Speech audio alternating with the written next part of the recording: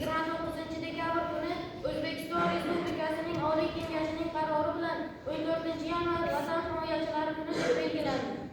14-yanvar yurtimizda O'zbekiston Respublikasining suvereniteti, hududiy yaqinligi, aholining tinchligi hamda xavfsizligini himoya qiluvchi kasb egalari, vatan himoyachilari kuni. Bu kun nafaqat Vatan himoyachilar kuni, balki qurolli kuchlar tashkil topgan kun ham hisoblanadi. Qurolli kuchlar asosan vatanimizni dushmanlardan asrab-avaylashlari kerak. Mazkur bayram nishonlanishi xalqimiz tomonidan o'zbek milliy armiyasiga bo'lgan hurmat va ehtiromni bildiradi. Bu zamin ichida bitta vatan bor, bir bog' bor, bir gulshan bor, bitta chamanzor.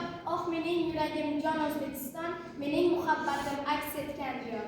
Alpomishdek botir, jasur o'g'lonlar, Arslon ham sizlardan dars olsa kerak. Vatan uchun har nega qodir yigitlar, qutlug' bayramingiz bo'lsin muborak.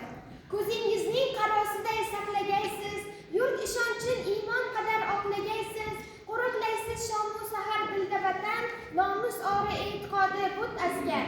Karvon boshi suyaygaydir siz mardlarga, siz bermaysiz elingizni changaklarga, yov kelsa gar olishasiz, kechib jordan, siz kuchlisiz hamda nomursiz askar.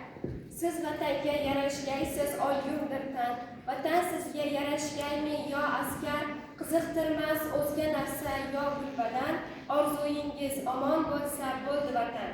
Siz shu yurtning ahdi baland o'g'lonisiz, siz borsizki bexavotir qo'rg'onimiz, faxrlang goh oshkora, goh ochiqdan, siz borsizki hadigimiz yo'q askar.